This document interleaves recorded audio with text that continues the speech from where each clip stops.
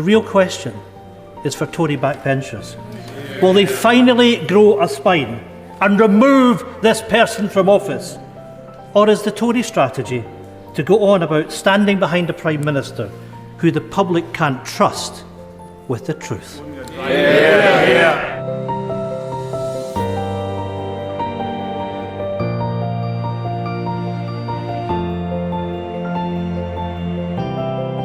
I now call the Prime Minister to make his statement. Prime Minister. Let me begin in all humility by saying that on the 12th of April, I received a fixed penalty notice relating to an event in Downing Street on the 19th of June 2020. I paid the fine immediately and I offered the British people a full apology. And I take this opportunity on the first available sitting day to repeat my wholehearted apology to the House. As soon as I received the notice, I acknowledged the hurt and the anger.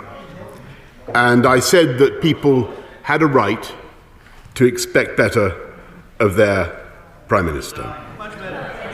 And I repeat that, Mr. Speaker, again in the House now. This morning, I spoke to John Robinson, a constituent of the member for Lichfield. I want to tell you his story. When his wife died of COVID, John and his family obeyed the Prime Minister's rules. He didn't see her in hospital. He didn't hold her hand as she died. Their daughters and grandchildren drove 100 miles up the motorway, clutching a letter from the funeral director in case they were questioned by the police. They didn't have a service in the church. John's son-in-law stayed away because he would have been the forbidden seventh mourner. Doesn't the Prime Minister realise that John would have given the world to hold his dying wife's hand, even if it was just for 9 minutes? But he didn't, because he followed the Prime Minister's rules. Rules that we now know the Prime Minister blithely, repeatedly and deliberately ignored. After months of insulting excuses, today's half-hearted apology will never be enough for John Robinson. If the Prime Minister had any respect for John and the millions like him who sacrificed everything to follow the rules, he'd resign. But he won't, because he doesn't respect John. He doesn't respect the sacrifice of the British public. He is a man without shame. By now, people know that the rules of this House prevent me from saying that the Prime Minister deliberately and willfully misled this House. But maybe today that matters little, because the public have already made up their minds. YouGov polling shows 75% of the British public and 82% of people in Scotland have made their minds up on the Prime Minister.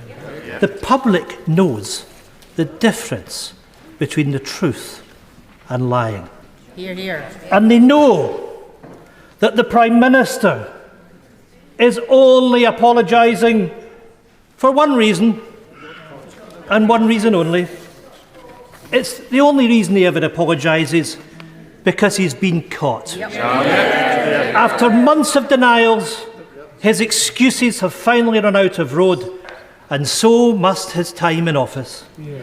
The Prime Minister has broken the very laws he wrote. To try and argue that he did not know he had broken his own laws would be laughable if it wasn't so serious.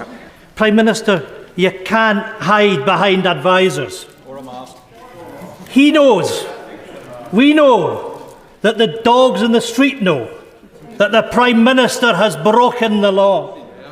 This is the first Prime Minister to be officially found to have broken the law in office.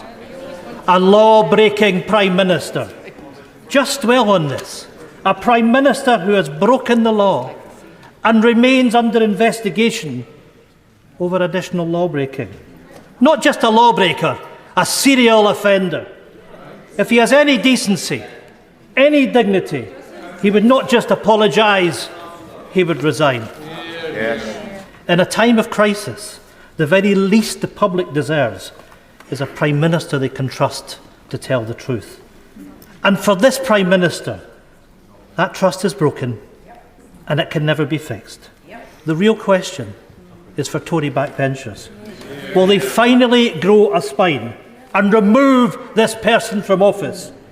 Or is the Tory strategy to go on about standing behind a Prime Minister who the public can't trust with the truth?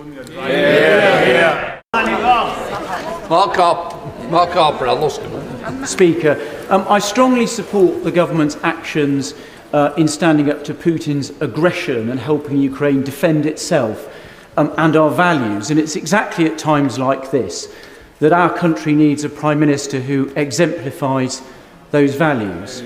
I regret to say that we have a Prime Minister who broke the laws that he told the country they had to follow, hasn't been straightforward about it, and is now going to ask the decent men and women on these benches to defend what I think is indefensible. I'm very sorry to have to say this, but I no longer think he is worthy of the great office that he holds. Well, I must say to my right honourable friend, I know the care and the sincerity with which he weighs his words, and I bitterly regret what has happened. I bitterly regret the event in Downing Street, as I have said.